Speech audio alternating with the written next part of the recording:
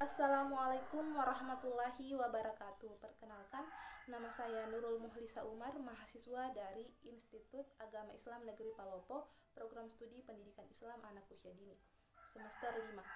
Di sini saya akan bercerita tentang seorang anak yang bersungguh-sungguh dalam meraih mimpinya untuk membahagiakan orang yang ia sayangi. Video ini berisikan tentang cerita rakyat yang memotivasi anak untuk belajar untuk memenuhi mata kuliah teknik bercerita. Ya, sekarang kita mulai bercerita. Selamat menyaksikan. Di sebuah perkampungan, hiduplah seorang anak laki-laki yang masih berusia 6 tahun bersama dengan kakeknya. Anak laki-laki ini bernama Fatan dan si kakek bernama Tatang. Begitulah panggilan orang di kampung memanggilnya. Orang tua Fatan telah lama bercerai sejak saat Fatan masih berusia 4 tahun dan kedua orang tuanya memilih jalan hidup masing-masing. Jadi Fatan ditinggalkan dan neneknya lah yang merawatnya. Setiap harinya kakek Tatang berjualan siomay keliling menggunakan gerobak. Hasil penjualan siomay itulah yang digunakan untuk kebutuhan Fatan dan kebutuhan kehidupan sehari-harinya. Kakek Tatang sering mangkal di depan sekolah TK yang ditempati cucunya. Anak di TK sangat suka dengan siomay yang dibuat kakek Tatang. Selain berjualan di TK, kakek Tatang juga berjualan keliling di sekitar kampung. Dan saat Fatan pulang sekolah, ia langsung mengganti baju lalu kembali membantu dan menemani kakeknya berjualan. Fatan sangat sayang dengan kakeknya dan kakeknya ia anggap sebagai sosok ayah sekaligus sosok pahlawan. Pagi hari sekitar jam 7 saat hari libur, Fatan dan kakeknya berkemas memasukkan siomay ke dalam panci, lalu meletakkannya ke dalam gerobak. Setelah siomay dikemas, berangkatlah mereka untuk menjual siomay di sekitar kampung.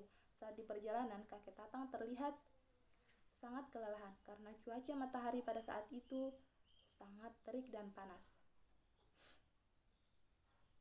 "Kakek, kenapa? Kakek kelelahan?" tanya Fatan dengan ekspresi panik. "Kakek hanya lelah sedikit, nak," kata kakek dengan suara pelan. "Ayolah, kek, kita berhenti sebentar. Kakek harus istirahat dulu. Di situ ada pohon, kek. Ayo kita berteduh di sana," ujar Fatan dengan wajah cemas. Kakek Tatang pun memberhentikan gerobaknya. Mereka pun beranjak mendekati pohon, lalu mereka berteduh di bawah sana. Tak lama setelah istirahat, kakek langsung memandangi cucunya, lalu berkata, "Fatan, cucuku, saat kamu nanti beranjak dewasa, kakek ingin kamu menjadi seorang dokter ya, nak. Kamu tidak boleh seperti kakek. Lanjutkanlah pendidikanmu agar kamu menjadi orang yang sukses," ujar kakek dengan mata berkaca-kaca. "Iya, kek, Fatan akan menjadi dokter agar bisa membahagiakan kakek dan mengobati kakek ketika sakit," kata Fatan dengan yakin. Karena kepolosannya, jadi dia yakin bahwa dia akan menjadi seorang dokter tanpa memikirkan materi. Setelah percakapan itu, dan hari sudah mulai sore, Fatan dan kakeknya beranjak berkemas untuk pulang. 5 tahun kemudian, Fatan telah duduk di bangku sekolah dasar.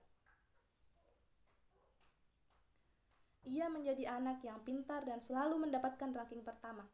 Fatan bisa seperti itu karena ia selalu rajin belajar, dan yang membuatnya semangat untuk belajar ialah karena ia ingin mewujudkan keinginan kakeknya untuk menjadi seorang dokter. Saat itu Fatan telah berumur 11 tahun dan kakek Tatang masih tetap berjualan siomay keliling seperti biasanya. Dan pada saat itu kakek Tatang juga mulai sakit-sakitan. Yang bisa Fatan lakukan ketika kakeknya sakit hanyalah membelikan obat di warung terdekat. Jadi karena hal itu pula yang membuat Fatan ingin menjadi seorang dokter agar bisa mengobati orang-orang yang kurang mampu secara gratis dan mengobati kakeknya. 7 tahun kemudian, akhirnya Fatan telah beranjak dewasa. Sekarang ia kelas 12 SMA dan sebentar lagi ia akan lulus dan akan melanjutkan sekolahnya ke perguruan tinggi. Saat SMA ia tetap mendapatkan ranking pertama sekaligus peringkat pertama umum. Namun kakek Tatang saat ini sudah tak lagi bekerja karena ia sudah semakin tua. Jadi yang melanjutkan jualannya adalah Fatan. Setiap sepulang sekolah, Fatan selalu menyempatkan waktunya untuk berjualan siomay keliling kampung. Walaupun ia berjualan siomay, ia tak pernah merasa malu dengan teman-temannya. Walaupun terkadang ada sebagian teman yang selalu mengejeknya, Kang Somai. Namun hal itu tidak menjadi masalah bagi Fatan, karena memang benar bahwa ia seorang penjual siomay.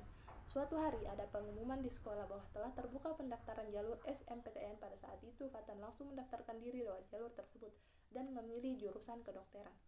Karena dengan mendaftarkan diri melalui jalur tersebut, Fatan akan kuliah dengan biaya kuliah yang tidak cukup mahal.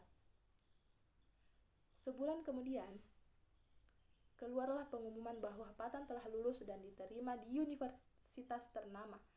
Dan ia juga mendapatkan beasiswa karena nilai rapornya sangat tinggi. Dan saat itu Fatan langsung sujud syukur kepada Allah dan meneteskan air mata haru. Kemudian Fatan langsung pulang ke rumah. Sesampai di rumah, Fatan langsung menghampiri kakeknya. Kek, alhamdulillah aku lulus di kedokteran, kek, ujar Fatan sambil memeluk kakeknya sambil menangis haru. Alhamdulillah, cu, kakek senang sekali mendengarnya. Tapi kak, apakah biaya kuliahnya tidak terlalu mahal, nak? Kakek sudah tak lagi kuat untuk bekerja. Apa yang harus kakek berikan untukmu, nak? Lanjut kakek dengan suara terbata-bata sambil meneteskan air mata sedih.